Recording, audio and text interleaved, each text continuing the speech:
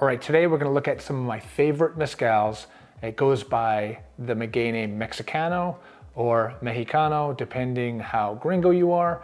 I'm pretty gringo, but I'm still gonna go by Mexicano. It does go by other maguey names than Mexicano. We'll go into those. All right, let's go. Mexicano mezcals are made with agave rhodacantha. The time to maturity is a pretty big range. I've seen 8 years, upwards to 20 years. Compare that to espadín, agave angustifolia, that takes around 6 to 8 years to mature, so quite a bit longer for the rhodacantha on the high end. In my opinion, the agave rhodacantha looks quite similar to espadín or agave angustifolia. Both have a higher density of pencas, and the pencas are quite straight and very sword-like. Again, the maguey can go by several different names depending on the region or the village. I did call this video the best mezcal for Mexicano. So when I say best, this is just my opinion based on my palate, flavors that I like. Very subjective. Anyways, on to the mezcals. All right, first up we have the Agua del Sol. This Mexicano is made by Francisco Garcia Leon in the San Guillermo region, or San Guillermo in the Michoacan region. Love Michoacan mezcals as well. It's easily my favorite mezcal producing region. This is distilled with a copper refrescador, so really nice, sharp, pronounced flavors. To me, this is a very representative Mexicano. Very sweet in the beginning, sort of like a rock candy sugariness, and a very subtle, lingering spiciness, like a hot pepper spice to it, just in the background. But yeah, that's what I love about this Agua del Sol Mexicano. All right, next up we have this Malbien Mexicano offering. It was originally part of a subscription brand agave mixtape. This one here is Chucho and Pancho Sanchez. Shortly after I got this bottle, I was going on a trip to Oaxaca, and I was actually able to go to Chichicapa to the Sanchez Palenque. I was able to go there with Darnell Silva, awesome tour guide in Oaxaca, great dude. It was an awesome experience. Derry actually showed me some of the agaves. They were growing just outside the Palenque. And of course I got to try all the fantastic stuff at the Sanchez Palenque and got to meet them as well. Penas vino.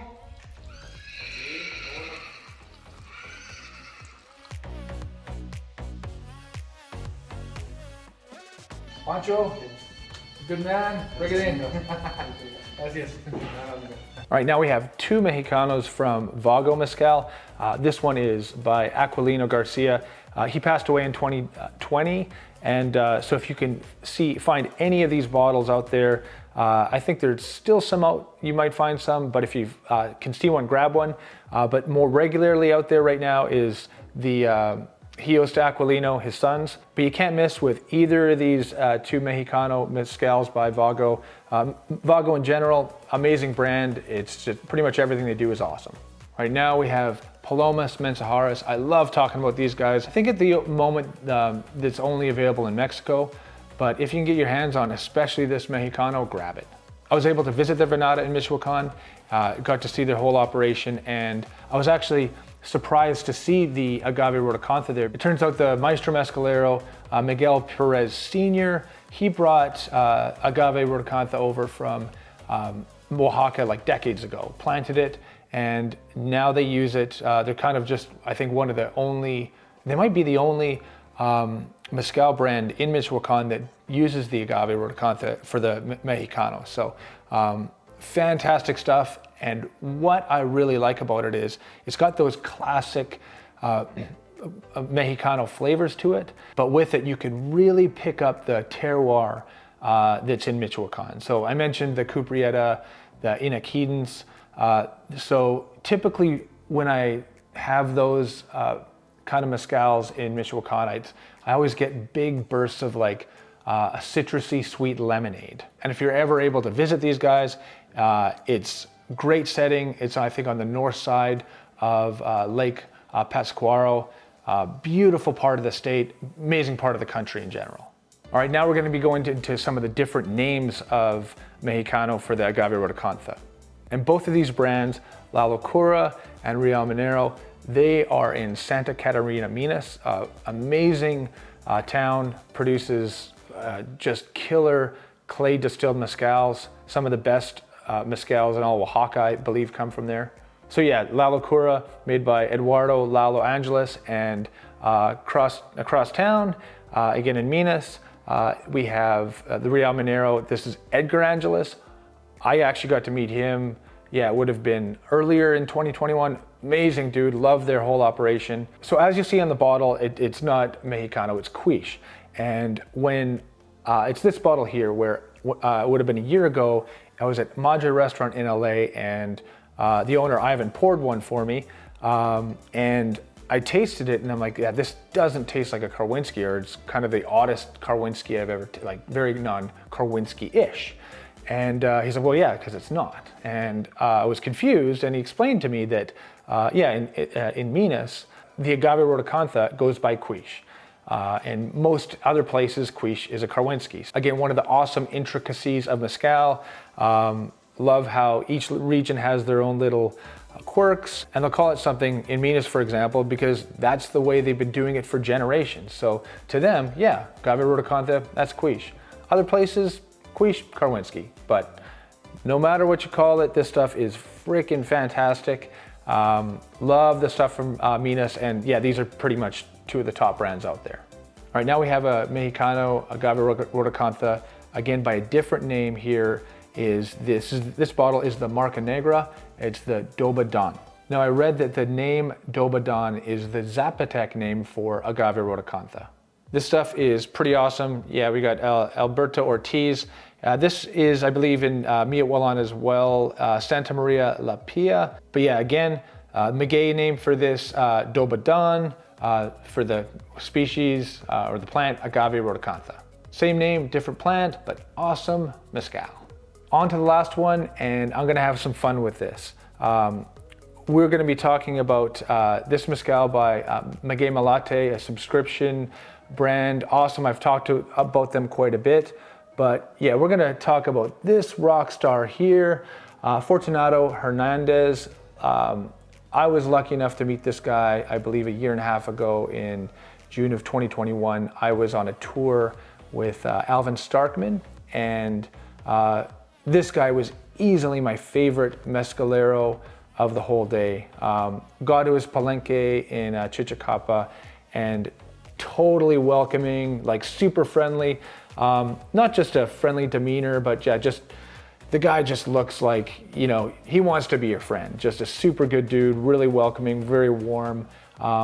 And he was distilling, I believe, a Quiche Karwinski. I was lucky enough to be there right when the Puntas were coming out. So me, Alvin, and Fortunato got to try some of his 65% Puntas right off the still, just absolute magic. So I'm really excited to try this. And what I'm going to do is try this, and I haven't reviewed it yet on Mezcal Reviews, and it's a platform I love. I use it all the time. I think it's a fantastic reference for people that are getting into Mezcals to look at what they may or may not like. I review quite a bit on there, but I am going to open this up. Haven't cracked it yet, and I'm gonna make notes, and later I'm gonna put it online. And so you'll just kind of see my simple process, what I do, what the notes I kind of take, and yeah, just how it all gets done. All right, so gonna crack this guy open. All right, pop goes the world. Give her a pour here. And I just like to, I typically just use the Veladora cups. You can use other stuff, like sometimes I use a Scotch nosing glass. But yeah, typically this is my go-to, just simple and easy. Initial smell, see what I'm in for, and yeah, and I always just usually take a little bit of notes on here. It's always good to write down the batch number first. And really kind of the only two things that I really look for consistently, just kind of my style of reviewing or interpreting flavors, aromas of Mezcal, is I talk about initially kind of the nose, then I go on to the flavors in the palate. All right, nose here. So this one, I'm picking up a lot of like green notes, more little grassier, kind of a creamy orange. Wouldn't go as far to say as like a creamsicle flavor, but, and obviously there's gonna be, with Mezcal, there's gonna be some smokier notes in there, but how I know a Mezcal is good quality is, you know, you have smoke that is, you know, sometimes like a burnt rubber tire, not terribly pleasing. This stuff it's more of a barbecue campfire smoky note, embers in a campfire. Now for the best part, tasting. Initially, yeah, grassy, sugary. There's a sugary sweetness to it, which I find in a lot of Mexicanos, and dry, like sort of like a very dry champagne note to it. But yeah, this is a very, very, very long finish on this. Like the flavors are lasting and lasting.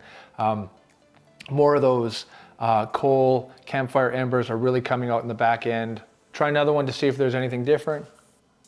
Yeah, still very grassy on the front there.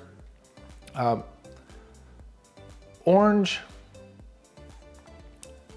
citrus, but not as lactic as what I found in the nose.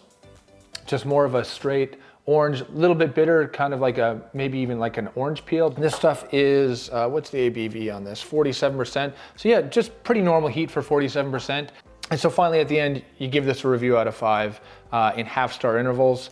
I would say this is somewhere in between 4 to 4.5. I'm gonna round up to 4.5 stars on Mezcal reviews. Now before I salute off, I just wanted to expand on the tasting notes. I started in Mezcal a few years ago, and I leaned on Mezcal reviews before COVID and especially during COVID because I really didn't know what I liked. And I think Mezcal reviews and tasting notes in general are a fantastic way, like if you don't know, if you don't have a lot of the resources, where you can go online, you can look at a certain bottle, whatever it is, and what's really powerful is, say there's something where it has like, 10, 20 plus reviews, where if you're looking at, say a certain flavor notes and you're seeing a repetition, then say out of 15 out of 20 reviews have a certain tasting notes or flavor notes that you like, then there's a good chance that you'll like this Mezcal. And that is what I use to learn more about it,